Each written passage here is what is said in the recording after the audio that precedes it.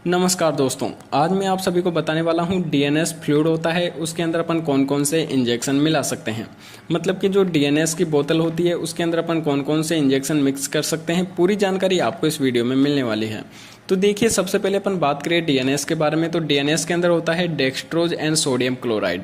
जो डीएनएस होता है यह पेशेंट को किन किन प्रकार की समस्याओं में लगाया जा सकता है, जैसे कि मान लीजिए पेशेंट की डिहाइड्रेशन की समस्या हो गई, मतलब कि पानी की कमी हो गई हो बॉडी के अंदर, तब आप डीएनएस का उपयोग कर सकते हैं। या फिर पेशेंट को चक्कर आ रहे हो, कमजोरी हो गई हो, तब भी आप डीएनएस पेशेंट के लगा सकते हैं। या फिर आपको चक्कर आ रहे हो, तो इस प्रकार की समस्याओं में भी आप डीएनएस का उपयोग कर सकते हैं। देखिए, ये जो डीएनएस है, अपन बात करें कि इसके अंदर कौन कौन से इंजेक्शन अपन मिक्स कर सकते हैं। तो सबसे पहले अपन इंजेक्शन की बात करें तो पोलिवियन इंजेक्शन।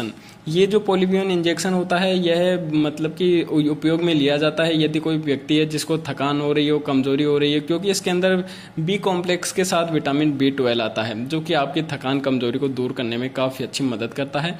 तो देखिए, यदि कोई व्यक्ति है जिसको मतलब कि चक्कर आ रहे हो, थकान हो रही हो, कमजोरी हो रही हो, घबराहट हो रही हो, तो इस प्रकार की समस्याओं में आप डीएनएस के अंदर पोलिवियन इंजेक्शन डाल सकते हैं। या फिर एमवीआई इंजेक्शन भी डाल सकते हैं। दोनों में से आप एक इंजेक्शन डाल सकते हैं, क्योंकि दोनों इंजेक्शन ही मल्टीविटामिन इंजेक्शन है।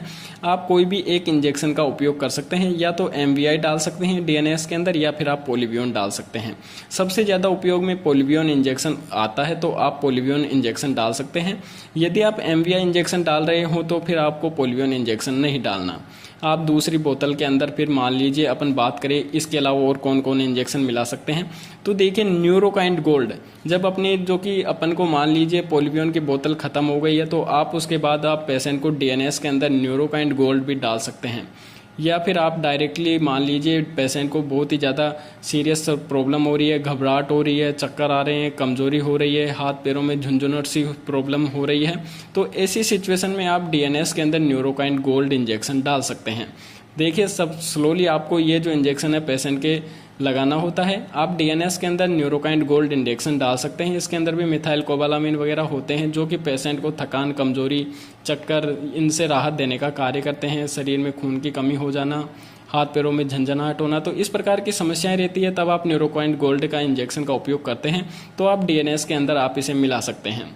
नेक्स्ट अपन इंजेक्शन की बात करें तो आप डीएनएस के अंदर रेंटेक इंजेक्शन मिला सकते हैं। देखिए, रेंटेक इंजेक्शन का उपयोग किया जाता है गैस की समस्याओं से राहत पाने के लिए।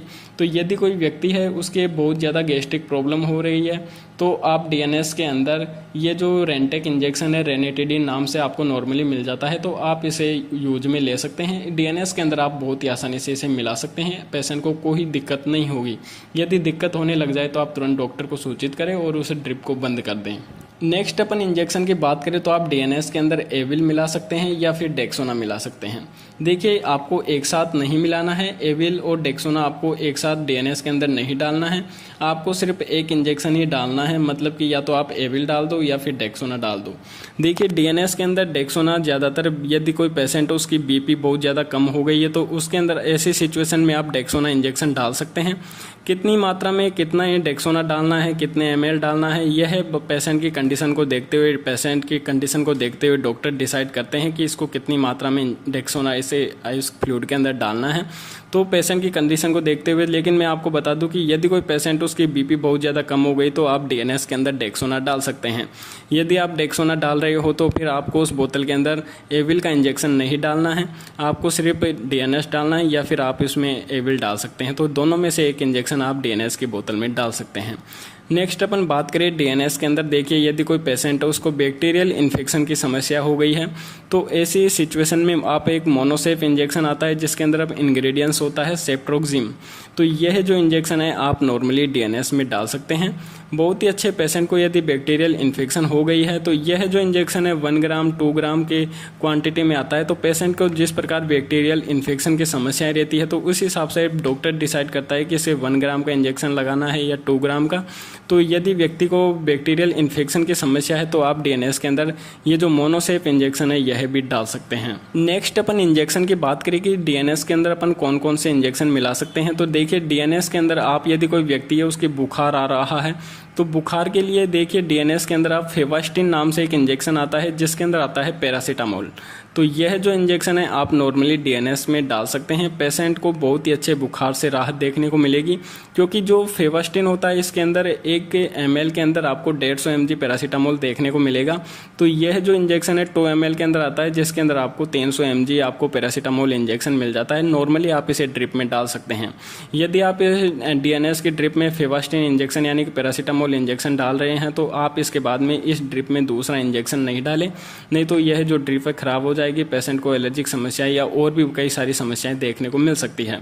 देखिए, मैंने आप सभी को सारी जानकारी इस वीडियो में दे दी है कि कौन कौन से इंजेक्शन आप मिलाकर लगा सकते हैं पेशेंट के डीएनएस के अंदर, और मैं आपको और भी कई सारे वीडियो दूंगा कि एनएस के अंदर आप कौन कौन से जो कि इंजेक्शन होते हैं मिला सकते हैं, आरएल में कौन कौन से इंजेक्शन डाल सकते हैं, D5 में कौन कौन से इंजेक्शन डाल सकते हैं। पूरी जानकारी आपको इस चैनल पर मिलने वाली है। तो देखिए, मैंने बहुत ही आसानी से आपको पूरी तरीके से बहुत ही अच्छे तरीके से समझा दिया है कि अपन जो डीएनएस फ्लूइड है उसके अंदर कौन कौन से इंजेक्शन डाल सकते हैं। देखिए, और भी कई सारे वीडियोज आने वाले हैं एनएस वाले कि एनएस में अपन कौन कौन से इंजेक्शन मिला सकते हैं, बाकी आरएल में, D5 में, तो पूरी जानकारी आपको इस चैनल पर मिलने वाली है। तो यार, आपसे एक ही अनुरोध है कि यदि आपको इस वीडियो से थोड़ी भी नॉलेज मिली तो यार वीडियो को जरूर से जरूर लाइक कर देना, और चैनल को अगर आपने अभी तक सब्सक्राइब नहीं किया तो यार सब्सक्राइब करके बेल आइकन को दबा देना, ताकि जब भी हम अगला वीडियो डालें तो उसका नोटिफिकेशन आपको सबसे पहले मिल सके। तो फिर मिलते हैं अगले वीडियो में, जब तक के लिए जय हिंद।